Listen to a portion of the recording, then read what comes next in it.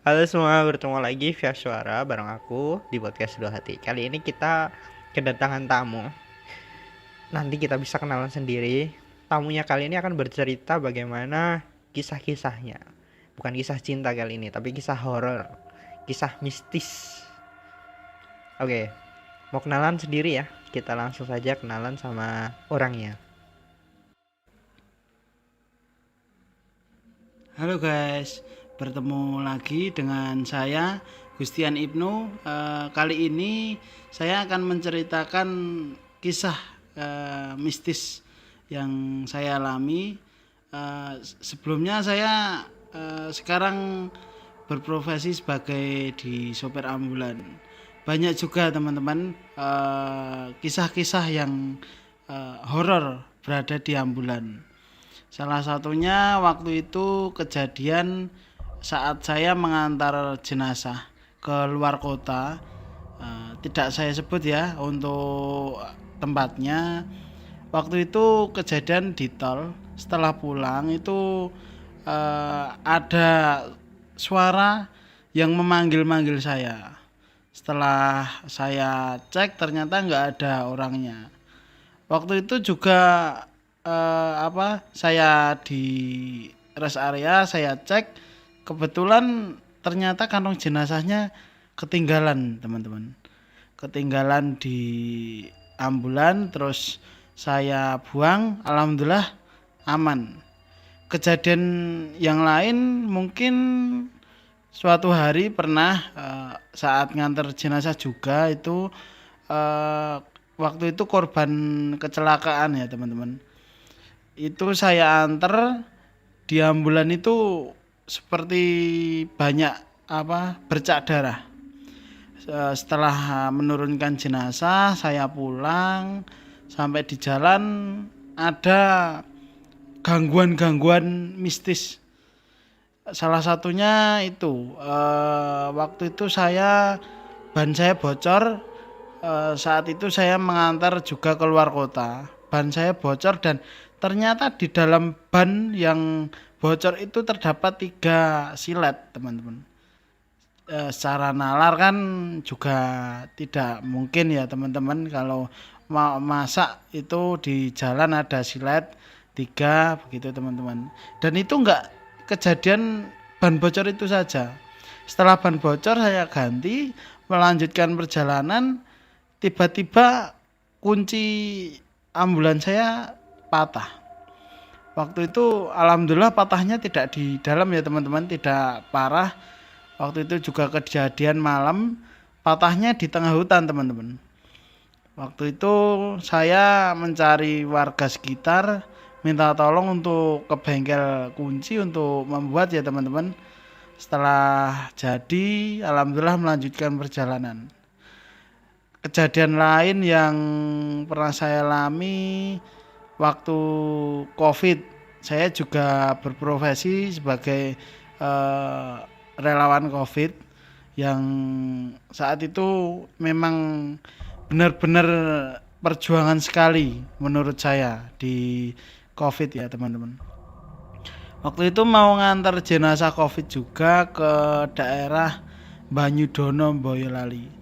Itu saya nganter dari garasi, memang mobil terasa aman ya teman-teman, terasa prima. Setelah sampai rumah duka mau naikkan pasien, tiba-tiba lampu mobil mati semua teman-teman. Tiba-tiba lampu mobil mati. Setelah sampai di Banyudono, jenazah turun teman-teman. Nah itu untuk setelah jenazah turun, lampu tiba-tiba nyala sendiri. Tiba-tiba nyala sendiri.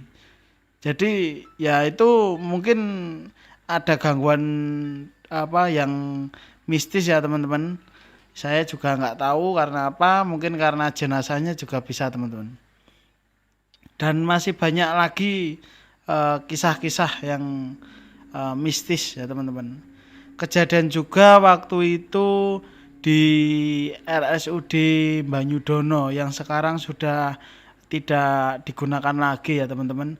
Waktu itu saya pinjam ambulan di sana sama rekan saya satu kru untuk mengantarkan jenazah ke dekat-dekat situ ya teman. Setelah sampai di rumah duka, jenazah udah turun, terus ambulans saya mau bersihkan. Setelah bersih, saya tinggal teman-teman karena kan ambulans juga nggak kepake. Saya tinggal di tempat teman saya yang satu kru. Tiba-tiba ambulans itu pindah sendiri teman-teman, pindah sendiri ke bekas RSUD Banyudono itu teman-teman. Nah itu kisah-kisah mistis yang pernah saya alami, dan masih banyak lagi ya teman-teman. Waktu itu juga pernah mengantar juga ke daerah Pacitan. Malam-malam jam satu malam ya itu waktu itu teman.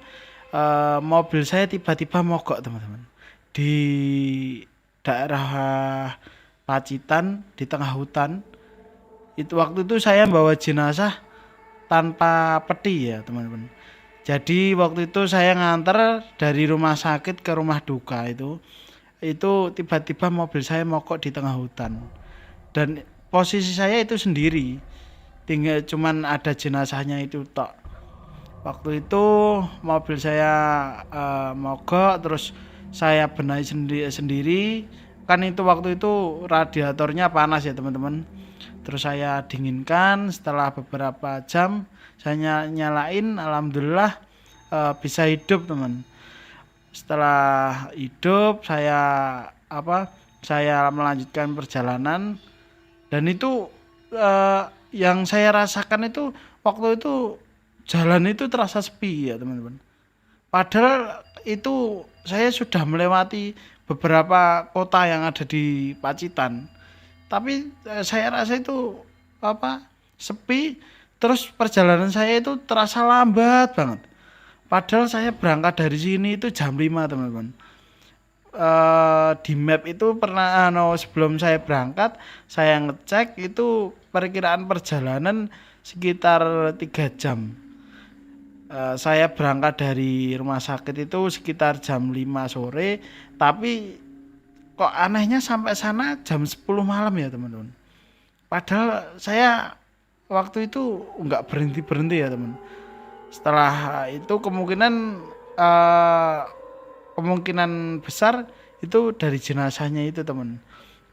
Jadi pengalaman ketika ngantar jenazah itu tergantung dari jenazah yang kita antar teman-teman. Nah setelah dari Pacitan itu kita pulang sekitar jam 11 malam, itu sampai sini malah jam 1 malam udah sampai. Kalau di Nalar itu kan nggak mungkin, padahal yang pulangnya itu saya mampir ke mana cari makan dan istirahat, itu saya mampir, tapi kok jam 1 malam udah sampai, padahal berangkatnya aja jam 5, jam 10 baru sampai begitu teman-teman. Oke, begitu kisah horor yang pernah saya alami sebagai sopir ambulan. Sekian dari saya, kurang lebihnya mohon maaf. Oke teman-teman, jadi banyak banget ya kisah horor yang dialami oleh Mas Gustian. Mungkin pertanyaan dari saya sebelum tadi kan banyak banget diceritain bagaimana kisah-kisahnya dalam mayoritas kan mengantar jenazah. Nah mungkin dari Mas Gustian sendiri sebagai sopir ambulan, kisah mistis yang paling menyeramkan menurut Mas Gustian apa yang pernah dialami? Mungkin bisa diceritakan lebih mendalam lagi. Yang paling bukan paling mengerikan sih, tapi paling mistis yang pernah Mas Gustian alami. Mungkin bisa diceritakan gitu. Pengalaman waktu pengantaran jenazah yang paling mistis itu yaitu tadi saat pengantaran jenazah ke luar kota, ke daerah Kediri teman-teman. Waktu itu jam 1 siang saya ditelepon dari pihak kepolisian bahwa ada penemuan jenazah teman-teman. Penemuan jenazah sudah beberapa minggu baru ditemukan di wilayah Solo. Eh, Saat itu terus saya bergegas ke TKP untuk mengevakuasi. Setelah sampai sana ternyata jenazahnya itu sudah bau teman-teman. Jadi sulit untuk dievakuasi. Setelah beberapa jam saya evakuasi bersama kru dari ambulan kami. Setelah itu kami bawa ke rumah sakit Dr. Muardi Solo. Setelah sampai sana di autopsi, keluarga ternyata meminta untuk dipulangkan ke rumah duka sekalian. Rumah dukanya berada di daerah Kediri. Setelah itu saya siap-siap pulang, siap-siap terus mengantarkan itu berangkat dari sini maghrib teman-teman. Maghrib sampai sana sekitaran jam 10 kalau nggak 11 malam ya teman. Terus setelah itu sampai sana saya keluarkan dari kantong jenazah teman-teman. Jadi nggak pakai peti tapi pakainya kantong jenazah ke sana teman-teman. Setelah saya keluarkan ternyata jenazahnya itu berdarah teman-teman, mengeluarkan darah, ada pendarahan di kepala teman-teman. Jadi kain kafan yang sebelumnya itu bersih dari rumah sakit sampai sana itu ada pendarahan di kepala teman-teman. Setelah saya keluarkan kantong jenazah saya bawa balik karena kan waktu itu keluarga nggak mau teman-teman menerima kantong jenazahnya itu nggak mau karena mungkin ya takut atau apa. Setelah saya bawa saya balik pamitan. Setelah sampai di tol KM-nya saya lupa ya teman-teman, itu ada suara mistis teman-teman, suara seperti ada laki-laki yang memanggil di ambulan, di belakang ambulan, seperti memanggil saya itu. Setelah itu saya nengok nggak ada orang. Waktu itu saya sempat bingung teman-teman, nggak ada orang tapi kok ada yang manggil. Setelah saya pelan-pelan saya terus mengecek ke belakang. Saya berhenti di bahu jalan ngecek, ternyata nggak ada orang, nggak ada siapa-siapa. Setelah melanjutkan perjalanan tiba-tiba mobil ambulans saya itu jalannya pelan teman-teman. Jadi digas itu nggak bisa langsung kencang gitu, nggak bisa teman-teman.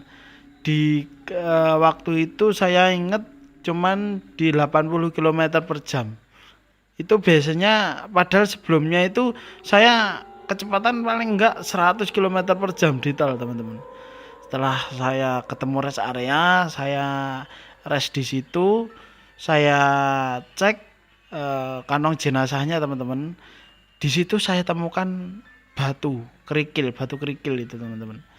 Saya bersihkan terus waktu itu kantong jenazahnya saya bakar teman-teman di rest area karena kan mungkin ada hal atau arwah yang masih ada di kantong jenazahnya itu teman-teman. Terus saya bakar, setelah saya bakar saya rest di situ, terus saya melanjutkan perjalanan teman-teman. Alhamdulillah setelah di rest area itu tadi ambulans saya itu jalannya nggak seperti tadi teman-teman. Kalau tadi itu kan seperti ada yang numpang di belakang gitu loh teman-teman. Tapi setelah saya bakar kantong jenazahnya ternyata jalannya itu lancar, bisa 100 km per jam teman-teman. Terus saya sampai di rumah itu sekitar jam 3 malam teman-teman. Jam 3 malam mobil ambulans saya parkirkan di depan rumah. Subuhnya itu tetangga samping rumah itu bilang katanya kok ada yang tidur di ambulan, padahal ambulan itu nggak ada isinya. Orang itu habis saya pengantaran pulang kok posisi kosong, tapi kata tetanggaku itu ada yang tidur. Tetanggaku pernah dilihatkan katanya ada yang tidur di ambulan itu. Padahal saya ngecek paginya nggak ada. Terus tetanggaku itu juga bilang, ambulanmu kok pokok rasa kok baunya wangi, kok baunya wangi. Padahal ambulanku itu nggak ada pewanginya. Maksudnya nggak saya kasih pewangi. Orang habis perjalanan luar kota mungkin ambulan kotor ya teman-teman. Tapi kok dibilang tetanggaku katanya ambulanku wangi. Terus ada yang tidur di ambulan. Gitu katanya teman-teman. Setelah saya cek paginya nggak ada. Tapi anehnya lagi, setelah saya cek itu paginya saya bersihkan kan teman-teman habis luar kota. Itu di bawah pedal gas itu, di bawah karpet pedal gas itu ada bercak darah teman-teman. Waktu itu saya juga kaget, darahnya itu enggak darah kering gitu enggak, jadi darahnya darah kayak baru aja gitu loh, jadi masih seger teman-teman. Setelah saya bersihkan saya juga kaget, orang kaki saya aja enggak berdarah teman-teman, apalagi di bawah karpet kok ada darah. Saya kan juga kaget teman-teman.